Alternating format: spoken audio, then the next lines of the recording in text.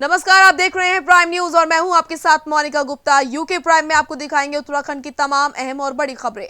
कांग्रेस के पूर्व केंद्रीय मंत्री भंवर जितेंद्र सिंह ने मसूरी में पत्रकारों से वार्ता करते हुए कहा कि श्रमिक दिवस के अवसर पर सभी श्रमिकों को बधाई दी और उन्होंने कहा कि श्रमिक देश की नींव हैं और उनसे ही देश का निर्माण हुआ है और देश मजदूरों के बलबूते ही चल रहा है। कोरोना वायरस में फ्रंट लाइन में श्रमिक ही लड़ाई लड़ रहे हैं।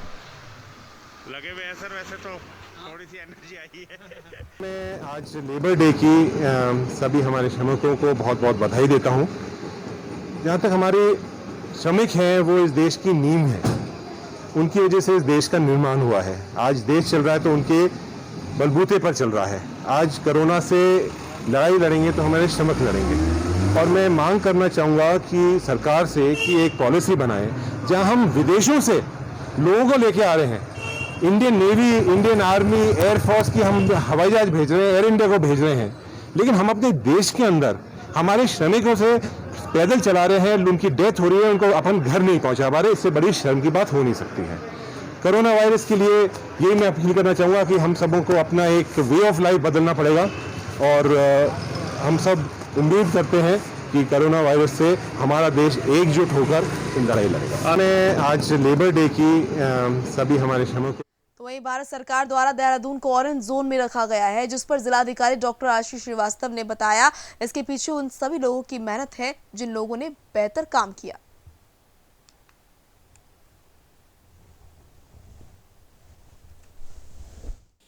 देखिए, ये जो ऑरेंज जोन में आने का, और मैं एक चीज़ और बताना चाहूँगा कि ये डायनामिक प्रोसीजर है, इसलिए आज हम ऑरेंज जोन में आए हैं। हमें अपनी एक्टिविटी को, अपनी गतिविधियों को इसी तरीके से स्ट्रिक्ट रखना है जैसे हम अधेरेंस कर रहे हैं सरकार की गाइडलाइन का, क्योंकि ये ट्रांजिशन ऑरेंज से ग्रीन की तरफ भी जा सकता है और ऑरेंज से रेड की तरफ भी जा सकता है। इसलिए पहले तो इस पूरे कार्रवाई के लिए जो हमारी देहरादून के लोग हैं उनका बहुत बड़ा योगदान है। उन लोगों ने, सभी ने जो लॉकडाउन की कंडीशन है उसको फॉलो करने के लिए बहुत मेहनत करी है और इसी तरीके से हमें और फॉलो अप करना है। इसके अलावा जो डिस्ट्रिक्ट एडमिनिस्ट्रेशन की टीम है, डाउन द लाइन जो सारे लोग काम कर रहे हैं, हमारी पुलिस की टीम है वो कंटिन्यूअस जो है उसकी निगरानी कर रही है, इन्फोर्समेंट कर रही है। बहुत बड़ा क्रेडिट, और मैं कह सकता हूँ सबसे बड़ा क्रेडिट जाता है जो स्वास्थ्य विभाग हमारा है, वहाँ आशा हैं, उसके अलावा आंगनवाड़ी वर्कर्स हैं, शिक्षक हैं जो कम्युनिटी सर्वेलांस में इन्वॉल्व हुए हैं, और उसके अतिरिक्त जो हमारे सफाई के लोग हैं, जो सफाई पर्यावरण मित्र हैं, उन लोगों ने कंटिन्यूअस। तो वहीं लालकुआं में कोरोना पॉजिटिव महिला की ऋषिकेश के एम्स अस्पताल में मौत हो गई। वहीं स्वास्थ्य विभाग ने कई वार्डों में स्वास्थ्य परीक्षण किया और कई वार्डों को सैनिटाइज किया। वहीं सीएचसी वरिष्ठ चिकित्सक डॉक्टर अजय दीक्षित का कहना है कि इस अभियान में बहुत से लोग मदद भी कर रहे हैं और उन्होंने लोगों से सोशल डिस्टेंसिंग का पालन करने और कोरोना से घबराने की जरूरत नहीं है, ये लोगों को कहा।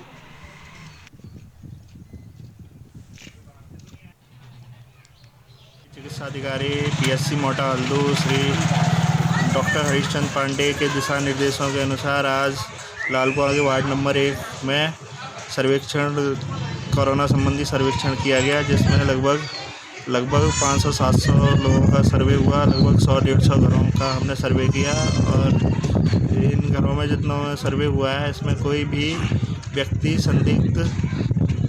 संदिग्ध मरीज नहीं पाया गया। सारे स्वस्थ हैं और सब अभी फिट हैं और कोई भी कोरोना संदिग्ध अभी नहीं मिला है।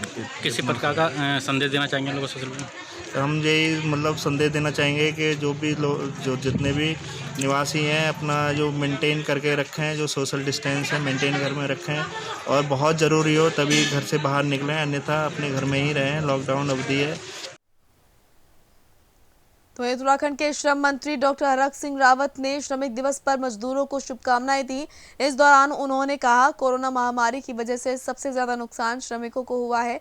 केंद्र और राज्य सरकार ने श्रमिकों को काफी राहत दी है। उन्होंने कहा, सभी श्रमिकों के खातों में 2,000 रुपए की धनराशि दी गई है। अंतर्राष्ट्रीय श्रमिक दिवस पर मैं पूरे प्रदेश के श्रमिक भाई बहनों को बहुत शुभकामनाएं दे रहा हूं। मैं जानता हूं कोरोना महामारी के कारण सबसे अगर कोई तकलीफ किसी को हुई है, सबसे ज्यादा किसी के सामने रोजी रोटी का संकट पैदा हुआ है तो वो मेरे श्रमिक भाई बहनों के ऊपर हुआ है। लेकिन इसके बावजूद भी प्रदेश की सरकार ने और केंद्र की सरकार ने अपने श्रमिक भाइयों के लिए काफी राहत देने का काम किया है। चाहे प्रदेश के निर्माण श्रमिक हैं, उनके खाते में 2-2 हज़ार रुपया हमने उनको सहायता देने के निर्णय लिया।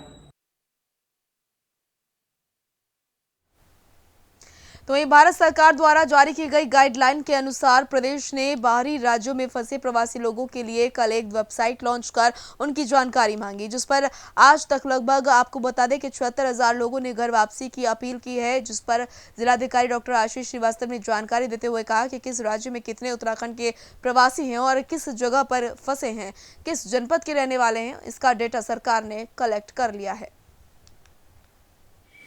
देखिए, अभी जो लोग हैं वो स्मार्ट सिटी की जो लिंक है उसके ऊपर अपना रजिस्ट्रेशन कर रहे हैं और लगभग 76,000 रजिस्ट्रेशन जो है हमें प्राप्त हुए हैं। लेकिन अभी इसमें देखिए इशू जो है वो है संबंधित स्टेट गवर्नमेंट से कंसेंट होने का, कि वो कंसेंट करें उनको यहाँ लाने का। तो स्टेट गवर्नमेंट इस समय कंटिन्यूअस और स्टेट गवर्नमेंट से जो है वो आपस में विचार विमर्श कर रहे होंगे और जैसे ही वहाँ से कोई स्थिति क्लियर होती है उसके बाद फर्दर जो है यहाँ से प्रक्रिया शुरू हो जाएगी। उसमें हमारे पास ये सारे रिकॉर्ड आ गए हैं कि किस राज्य के किस जिले से, उत्तराखंड के किस जिले में कितने लोग जाना चाहते हैं। वहीं मसूरी में लॉकडाउन को लेकर मजदूर दिवस बड़ी सादगी के साथ मनाया गया, जहां पर मजदूर संगठनों द्वारा अपने कार्यालयों में उपस्थित रहकर शहीद हुए मजदूरों को श्रद्धांजलि अर्पित की गई। वहीं इस अवसर पर all India trade union Congress Mussoorie के द्वारा राज्यपाल को 5 सूत्रीय ज्ञापन भेजकर मजदूरों की समस्याओं का निदान करने की बात की गई।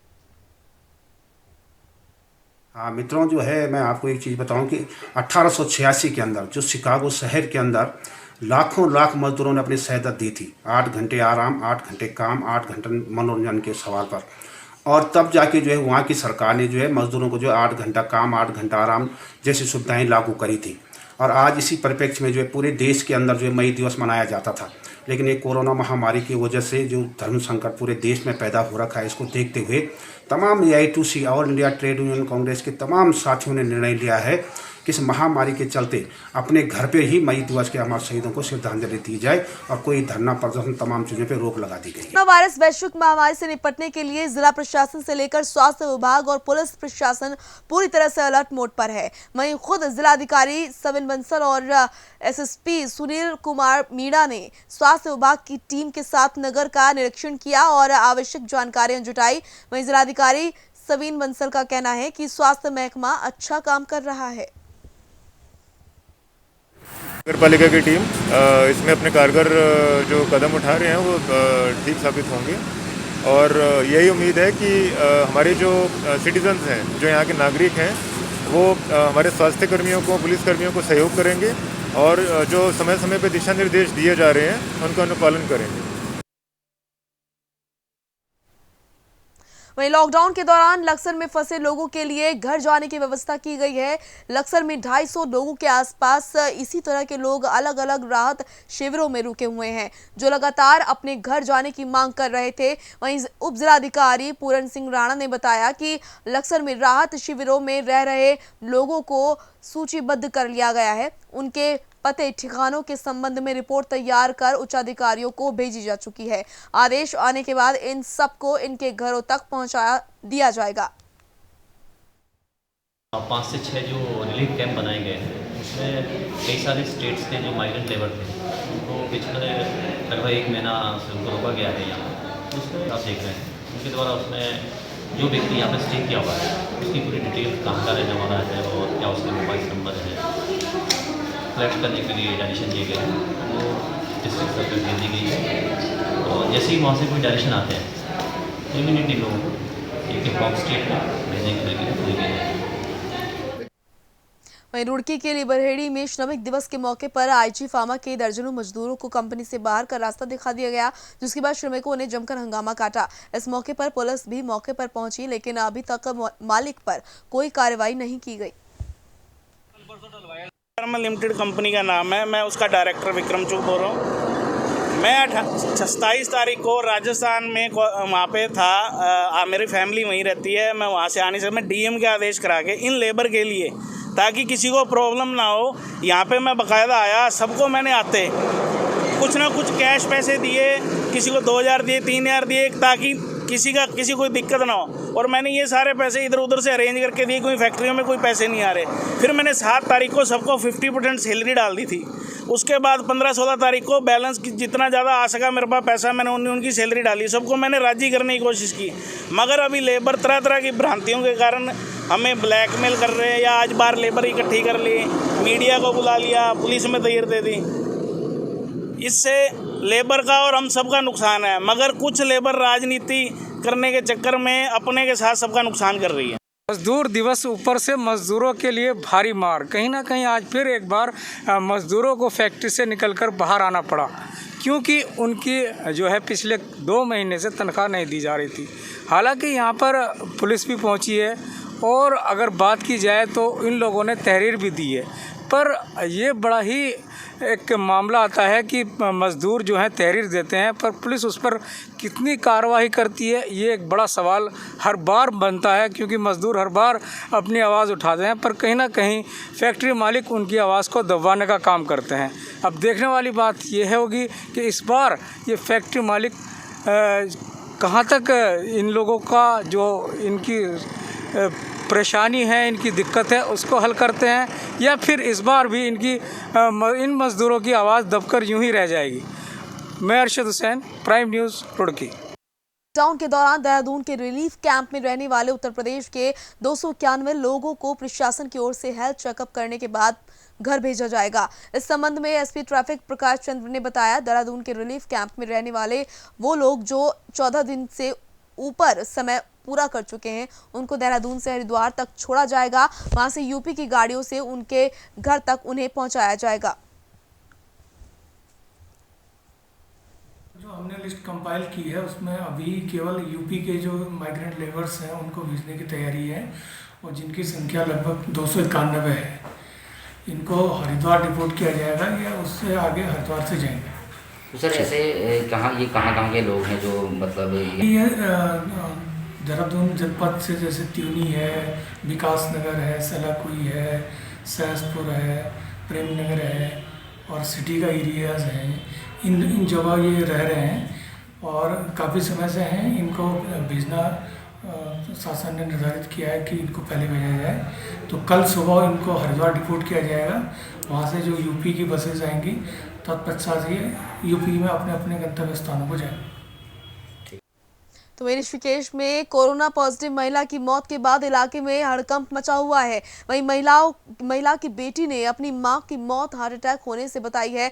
आपको बता दें कि कुछ दिन पहले एम्स में ब्रेन स्ट्रोक से पीड़ित महिला की कोरोना वायरस संक्रमण की जांच तीसरी बार में भी पॉजिटिव बताई गई थी, जिसके बाद महिला की इलाज के दौरान मौत हो गई।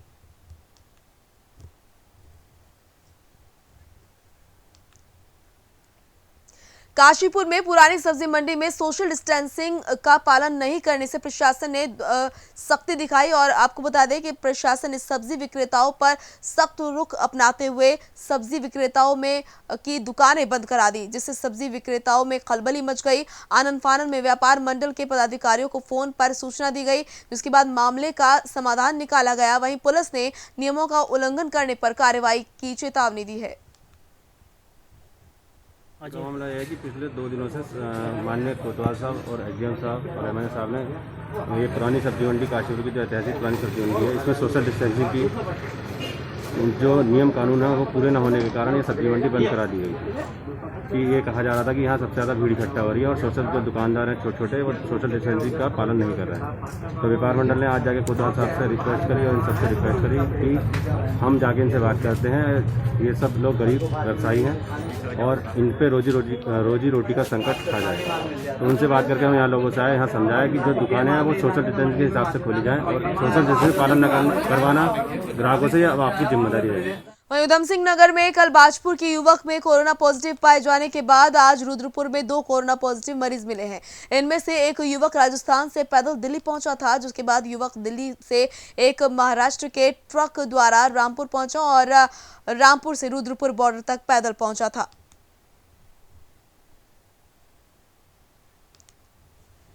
2 पॉजिटिव आए हैं। इन दोनों की हिस्ट्री जो है ये बाहर हमारे जो ज़िले का बॉर्डर है उस पर ये लोग उतरे थे और वहाँ से पैदल जा रहे थे और पुलिस ने अपनी सतर्कता दिखाते हुए इन लोगों को पकड़ा था और ज़िला अस्पताल लेके आए थे।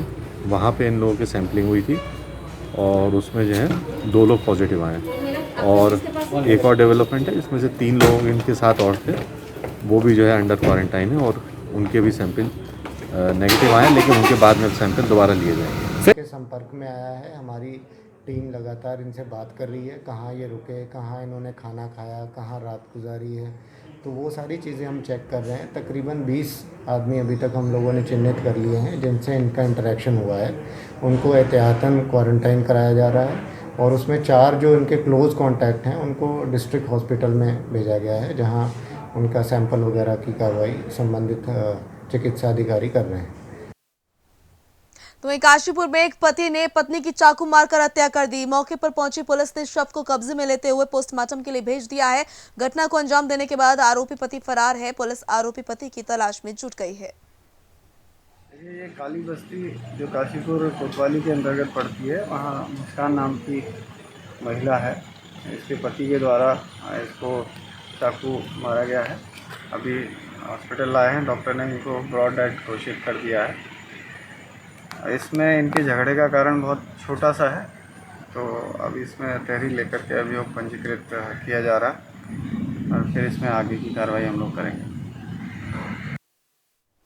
चलिए फिलहाल इस बुलेटिन में इतना ही। तमाम खबरों को जानने के लिए आप देखते रहिए प्राइम न्यूज़। नमस्कार।